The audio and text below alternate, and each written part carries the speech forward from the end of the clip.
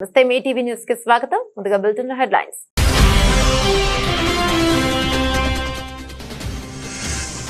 మరికొన్ని గంటల్లో భూమి మీదకు సునీత విల్మోర్. రేపు సాయంత్రం 5:57 ఫ్లోరిడా తీరంలోని సముద్ర జలాల్లో ల్యాండింగ్.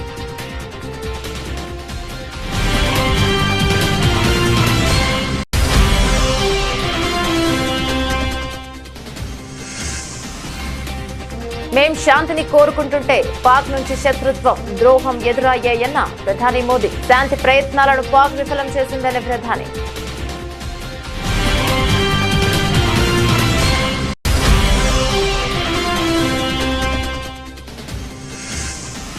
కులం గురించి మాట్లాడితే సహించేది లేదన్న గడ్కరీ. కులం, మతం, భాష ఆధారంగా ఎవరు గొప్పవారు కాలేరన్న కేంద్ర మంత్రి.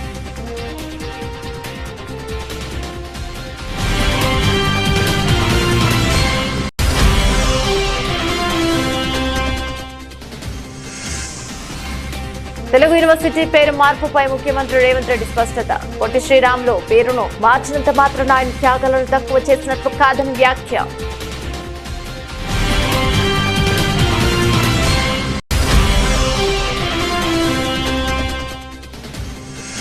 అన్ని వర్సిటీలో ఒకే విధమైన నిర్వహణ సౌలభ్యం కోసం ప్రభుత్వం యూనివర్సిటీలో యూనిఫైడ్ యాక్ట్ తీసుకొస్తున్నాం. అసెంబ్లీలో వెల్లడించిన మంత్రి నారా లోకేష్.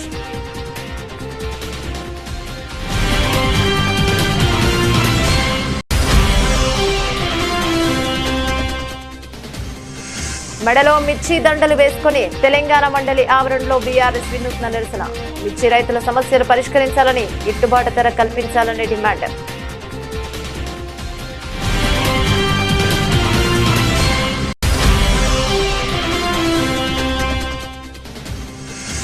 కూటమి పాలనలో హిందూ దేవాలయాలకు రక్షణ కరువైందన్న భూమన కరుణాకర్ రెడ్డి. కాశీనాయ క్షేత్రాన్ని ప్రభుత్వం కూల్చివేసిందని మండిపడ్డ టీటీడీ మాజీ చైర్మన్.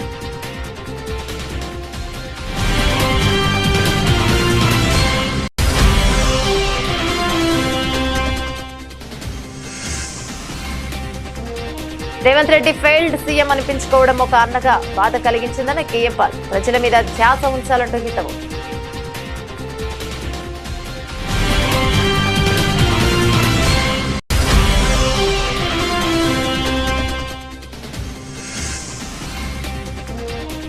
తిరుపతిలో ముంతాజ్ హోటల్స్ నిర్మాణానికి వ్యతిరేకంగా హిందూ స్వామీజీలు ఆందోళన. అలిపిరి శ్రీవారి పాదాల వద్ద నిర్మించిన భాగాలను కూల్చివేయాలని demand.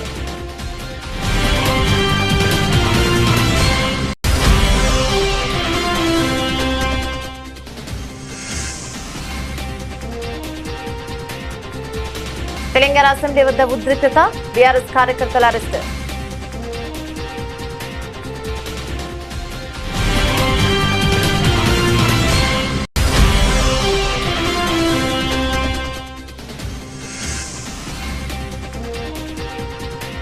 Bharat day masters trophy ఫైనల్లో విండీస్ ను మట్టి కల్పించిన సచిన్ సేన.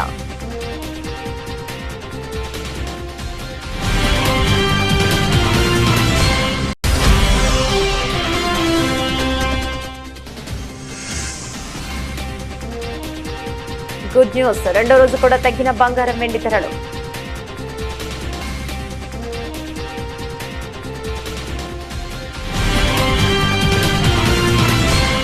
చూస్తే 8 రోజుల పర్యటన కోసం అంతర్జాతీయ అంతరిక్ష కేంద్రానికి వెళ్లి 9 నెలలుగా చిక్కుకుపోయిన సునీత విలియమ్స్, బచ్ విల్మోర్ మరికొన్ని గంటల్లో భూమిని చేరనున్నారు.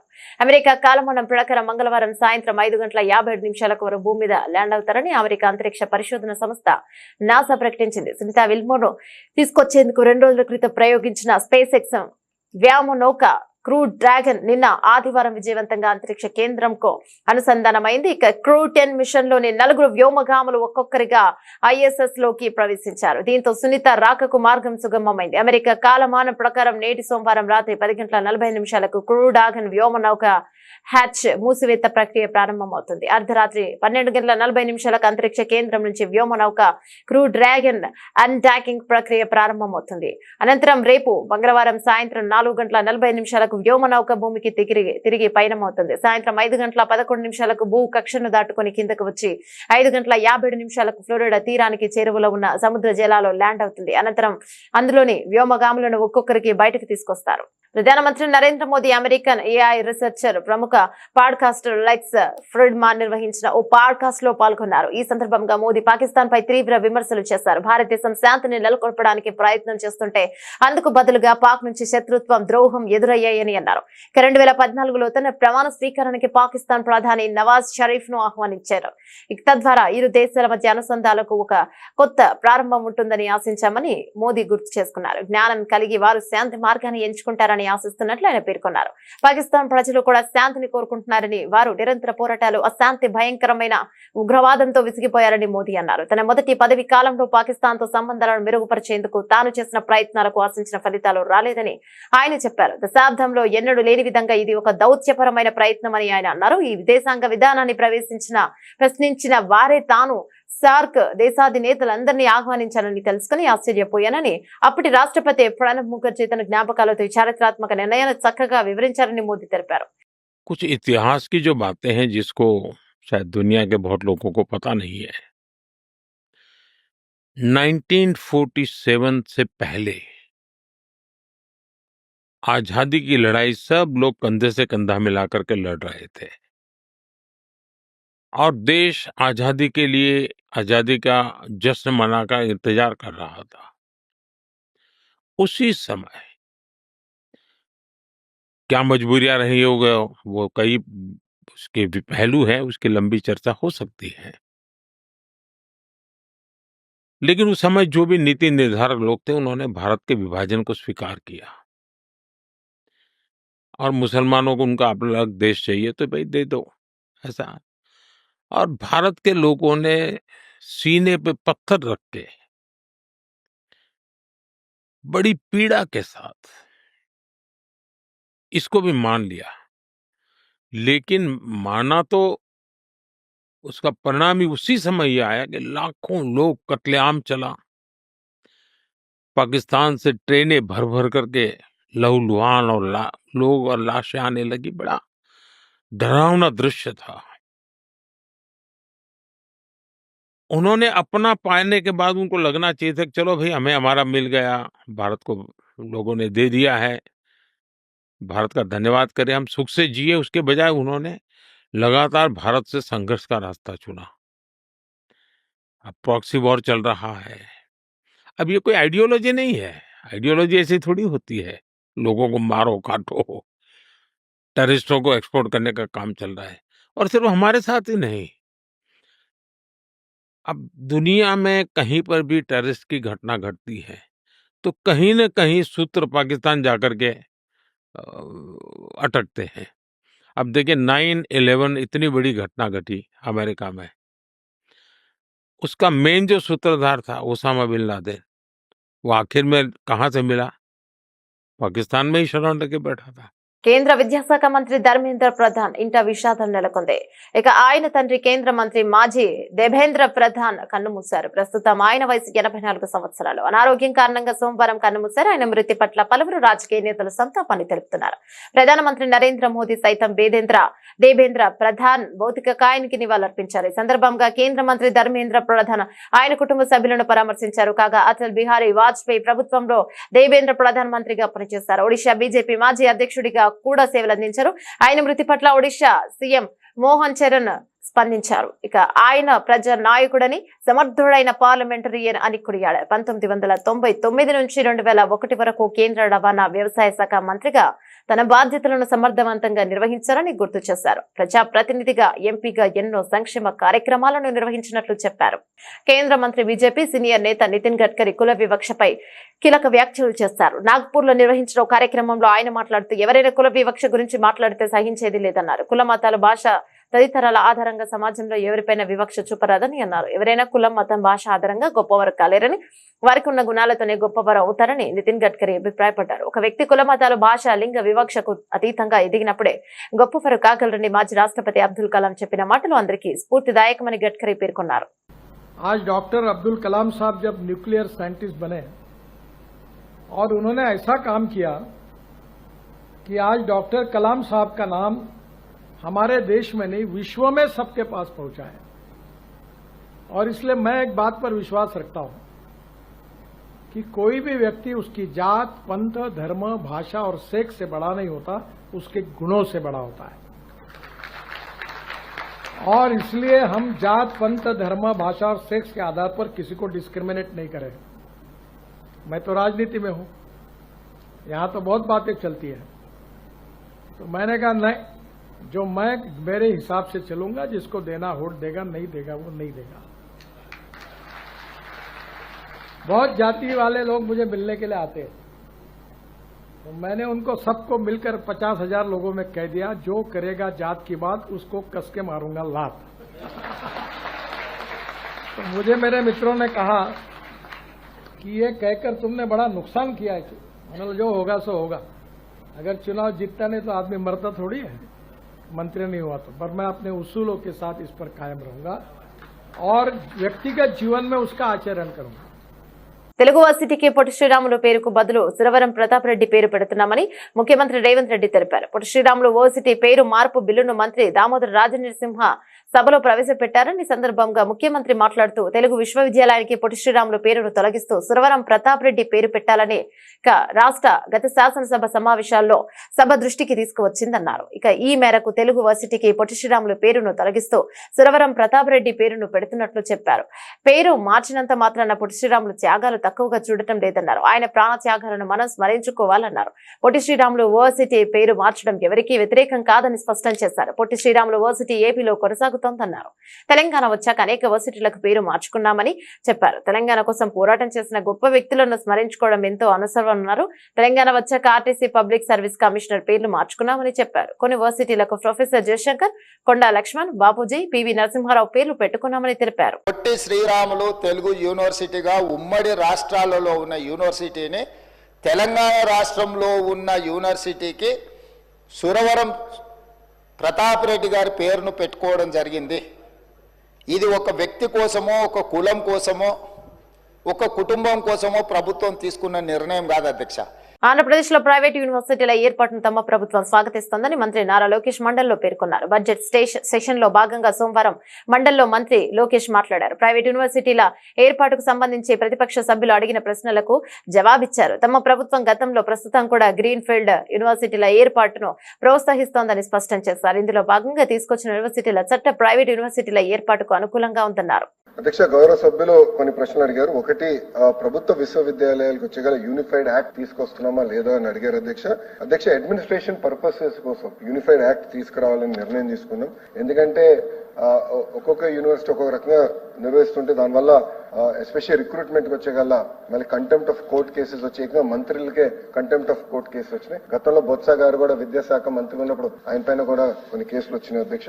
అందుకే అడ్మినిస్ట్రేషన్ కోసం ఒక యూనిఫైడ్ యాక్ట్ తీసుకురావాలనేది మన ప్రభుత్వం ఇప్పటికీ నిర్ణయిస్తాం జరిగింది. దాంతో పాటు ఇది మేము మొత్తం రివ్యూ చేస్తున్నాం ఈ యాక్ట్ ని. ఎందుకంటే విద్యా రంగంలో కూడా మంచి అద్భుతమైన విశ్వవిద్యాలయాలు రావాలి. ఇప్పుడు బిట్స్ కూడా అమరావతిలోకి వచ్చేదానికి సిద్ధంగా ఉంది. సో వాళ్ళతో కూడా మేము మాట్లాడుతున్నాం. ఇట్లా ఇంతేకాకుండా కేంద్ర ప్రభుత్వం కూడా ఫారిన్ యూనివర్సిటీస్ పెద్ద ఎత్తున భారతదేశానికి రావాలి, రీసెర్చ్ అనేది ఫోకస్డ్ గా జరగాలని చెప్తున్నారు. కానీ మనం చేసిన చట్టాలు యూజీసీ విరుద్ధంగా ఉన్నాయి. తప్పనిసరిగా దాన్ని సవరించాల్సిన అవసరం ఉందనేది మేము బలంగా నమ్ముతున్నాం. దానిపైన కూడా మేము డీటెయిల్ గా డిస్కస్ చేస్తున్నాం. త్వరలో ఆ నిర్ణయం కూడా తీసుకుంటాం జరుగుతుంది. డ్రగ్స్ కి వచ్చి చాలా స్పష్టంగా చెప్పాను, జీరో టాలరెన్స్ టువర్డ్స్ డ్రగ్స్. మెడలో మిర్చి దండలు వేసుకుని శాసన మండలి ఆవరణలో బీఆర్ఎస్ ఎమ్మెల్సీలు వినూత్న నిరసన తెలిపారు. మిర్చి రైతుల సమస్యలు పరిష్కరించాలని, 25,000 గిట్టుబాటు ధర కల్పించాలని ప్రభుత్వాన్ని డిమాండ్ చేశారు.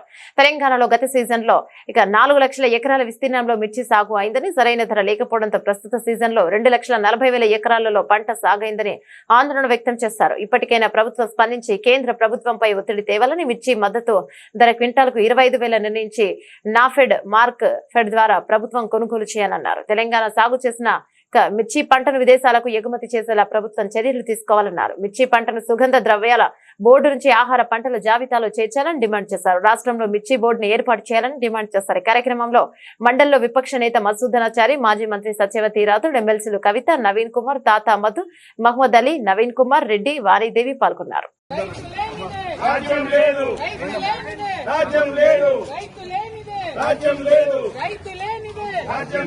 మిర్చి రైతులను వెంటనే మిర్చి రైతులను వెంటనే రైతు లేనిదే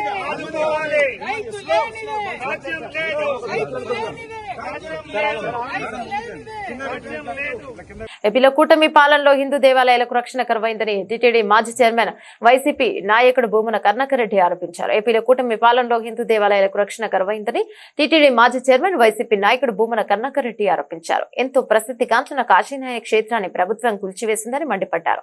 సీఎం చంద్రబాబు గాని సనాతన ధర్మ పరిరక్షకుడు చెప్పుకునే డిప్యూటీ సీఎం పవన్ కళ్యాణ్ కాశీనాయనపై ఎందుకు స్పందించడం లేదని ప్రశ్నించారు. సనాతన ధర్మంపై దాడి చేస్తే వారి తలలు తీస్తానంటూ భీకర ప్రతిజ్ఞలు చేసే పవనాంధుల గొంతుక ఎందుకు మూగబోయిందని అన్నారు. కాశీనాయన క్షేత్రాన్ని కూల్చింది పవన్ సంబంధిత శాఖల అధికారులే అయితే విద్యాశాఖ మంత్రి లోకేష్ ఎందుకు క్షమాపణ చెప్పరని నిలదీశారు. కూటమి పాలనకు హిందూ ధర్మానికి గడ్డు కాలం దాపురించిందని ఆరోపించారు. ఏపీలో సనాతన ధర్మానికి జరుగుతున్న అన్యాయం, ఆలయాల విధ్వంసం, శ్రీవారి సన్నిధిలో అనాచారం, దళారీల మయంగా మారిన పవిత్ర క్షేత్రం కాషాయ దళానికి కనిపించడం లేదని కరుణాకర్ రెడ్డి ఆరోపించారు. రోజు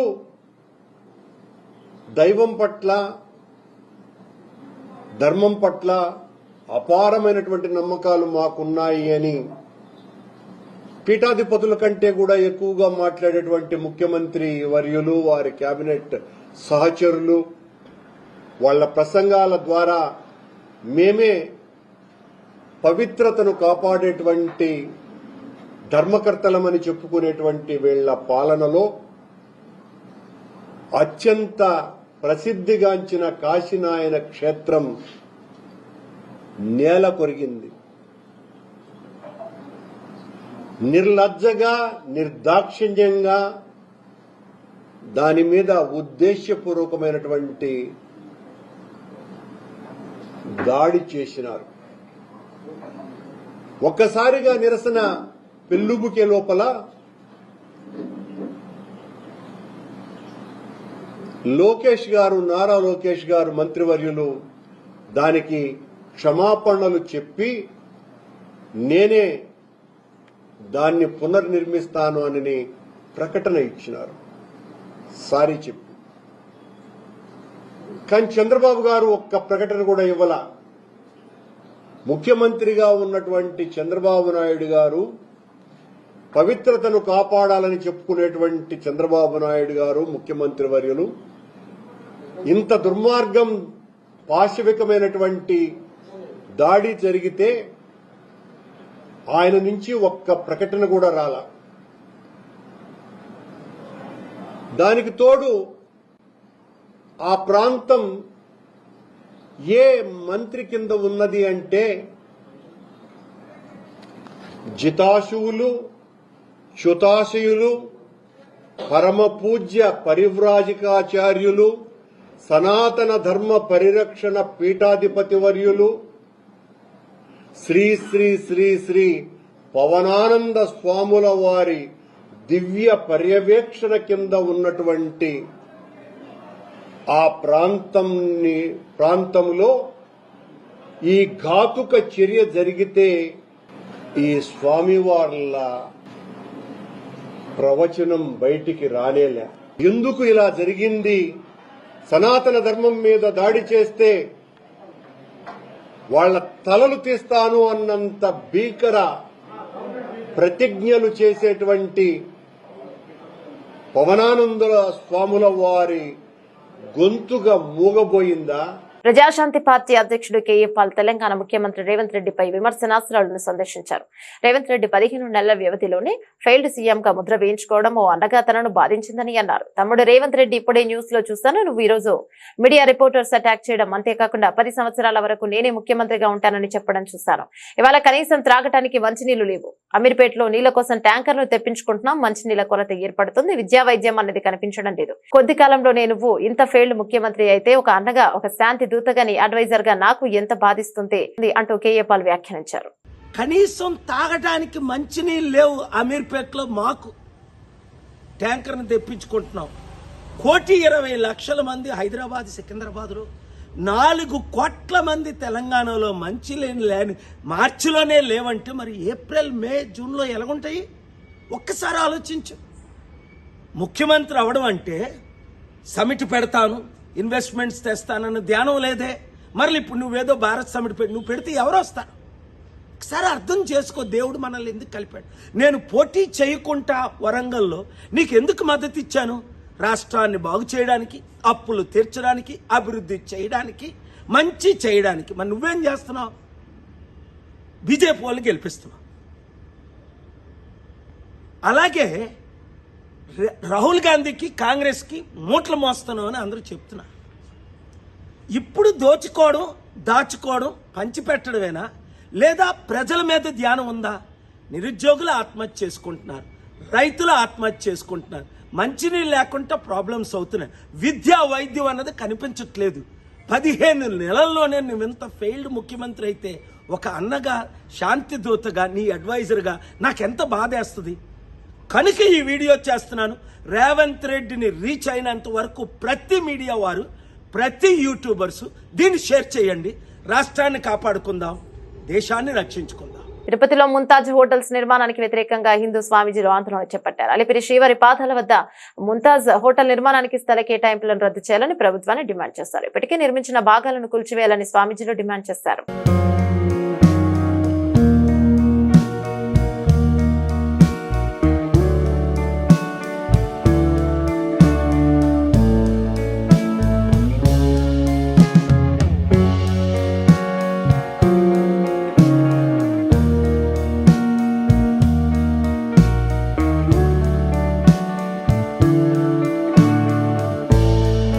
తెలంగాణ అసెంబ్లీ వద్ద ఉద్రిక్తత చోటు చేసుకుంది. అసెంబ్లీ ముట్టడికి యత్నించిన బీఆర్ఎస్ కార్యకర్తలను పోలీసులు అరెస్ట్ చేశారు.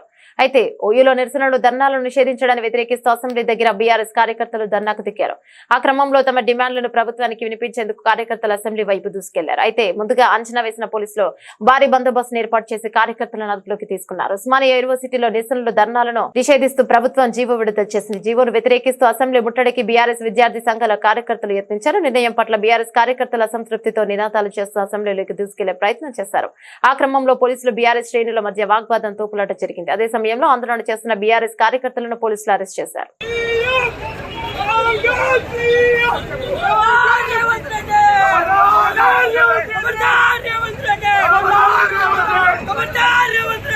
పేదింటి ఆడబిడ్డల వివాహానికి కళ్యాణమస్తు స్కీమ్ కింద తులం బంగారం ఇస్తామన్న హామీని రేవంత్ రెడ్డి సర్కార్ నిలుపుకోలేకపోయిందని బీఆర్ఎస్ ఎమ్మెల్సీ కవిత ధ్వజమెత్తారు.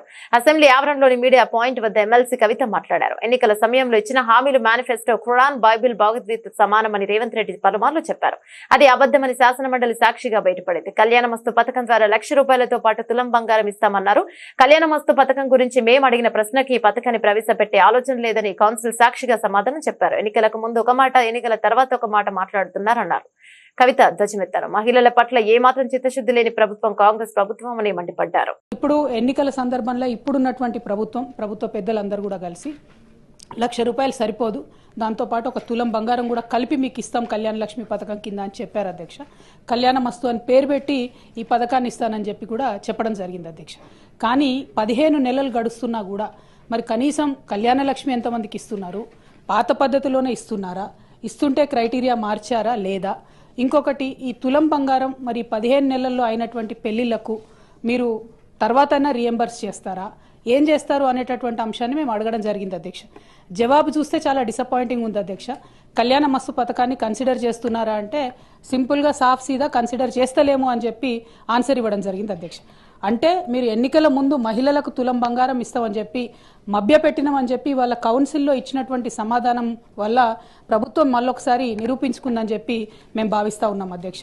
మరి ఇట్లాంటప్పుడు మీరు ఇక మిగతా హామీలను మహిళలకు ఇచ్చినటువంటివి, అది 2,500 కావచ్చు, ఇంకోటి కావచ్చు, వాటి పట్ల కూడా మరి కనీసం ఏం ఫోకస్ చేస్తలేరా? ఆ విషయాన్ని కూడా ప్రభుత్వం దయచేసి చెప్పవలసిందిగా నేను డిమాండ్ చేస్తున్నా అధ్యక్ష.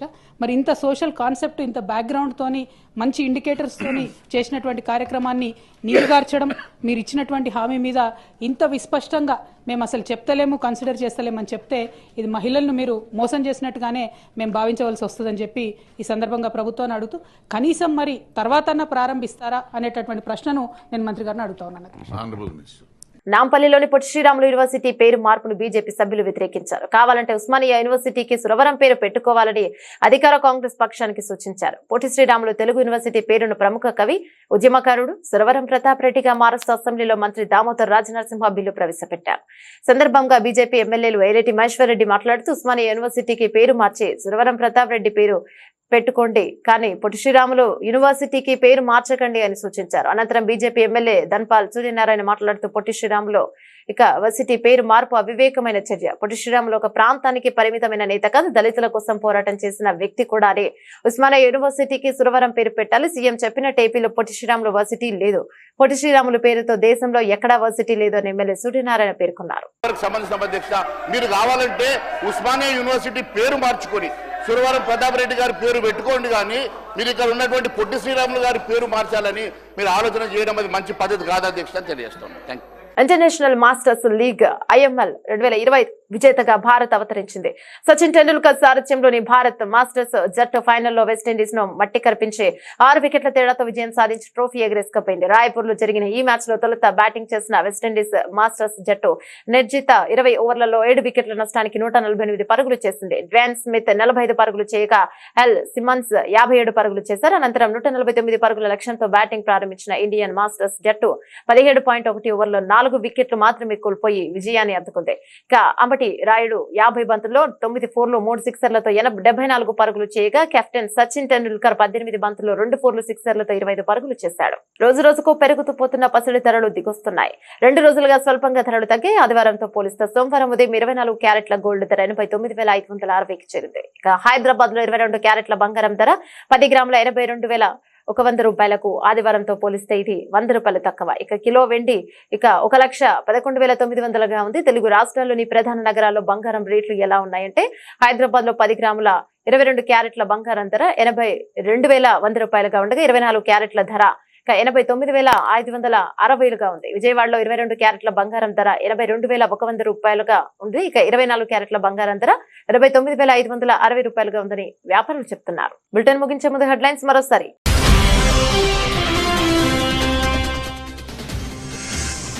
మరికొన్ని గంటల్లో భూమి మీదకు సునీత విల్మోర్. రేపు సాయంత్రం 5:57 ఫ్లోరిడా తీరంలోని సముద్ర జలాల్లో ల్యాండింగ్.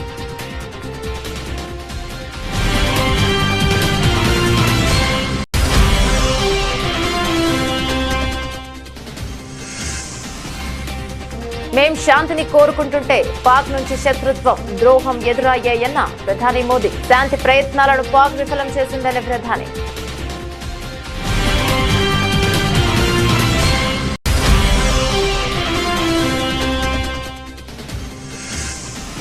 కులం గురించి మాట్లాడితే సహించేది లేదన్న గడ్కరీ. కులం, మతం, భాష ఆధారంగా ఎవరు గొప్పవారు కాలేరన్న కేంద్ర మంత్రి.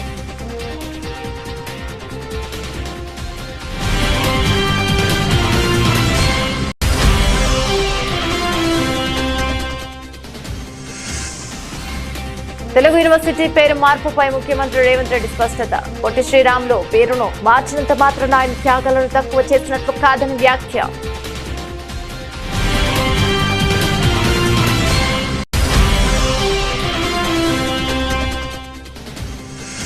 అన్ని వర్సిటీలో ఒకే విధమైన నిర్వహణ సౌలభ్యం కోసం ప్రభుత్వం యూనివర్సిటీలో యూనిఫైడ్ యాక్ట్ తీసుకొస్తున్నాం. అసెంబ్లీలో వెల్లడించిన మంత్రి నారా లోకేష్.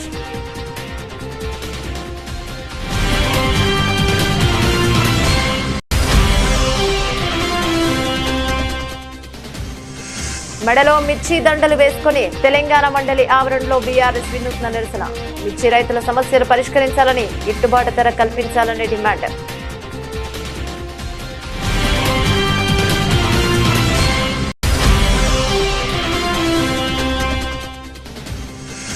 కూటమి పాలనలో హిందూ దేవాలయాలకు రక్షణ కరువైందన్న భూమన కరుణాకర్ రెడ్డి. కాశీనాయక్ క్షేత్రాన్ని ప్రభుత్వం కూల్చివేసిందని మండిపడ్డ టీటీడీ మాజీ చైర్మన్.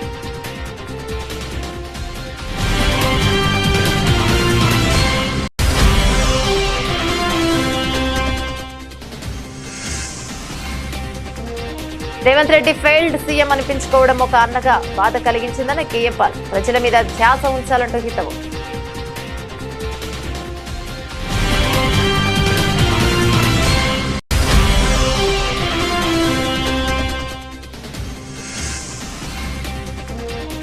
తిరుపతిలో ముంతాజ్ హోటల్స్ నిర్మాణానికి వ్యతిరేకంగా హిందూ స్వామీజీలు ఆందోళన. అలిపిరి శ్రీవారి పాదాల వద్ద నిర్మించిన భాగాలను కూల్చివేయాలని demand.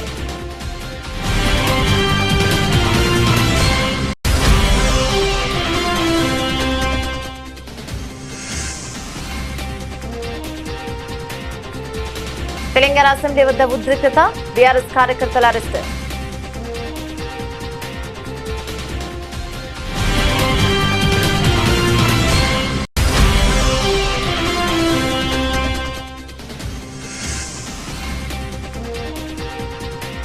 Bharat they masters trophy ఫైనల్లో విండీస్ ను మట్టి కల్పించిన సచిన్ సేనా.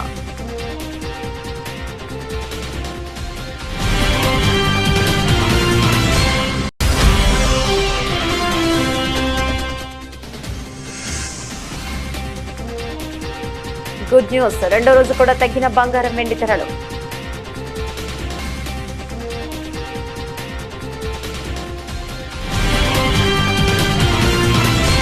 ఇవి బులెటిన్ అప్డేట్స్. మరో బులెటిన్ లో మళ్ళీ కలుసుకుందాం. అంతవరకు సెలవు, నమస్తే.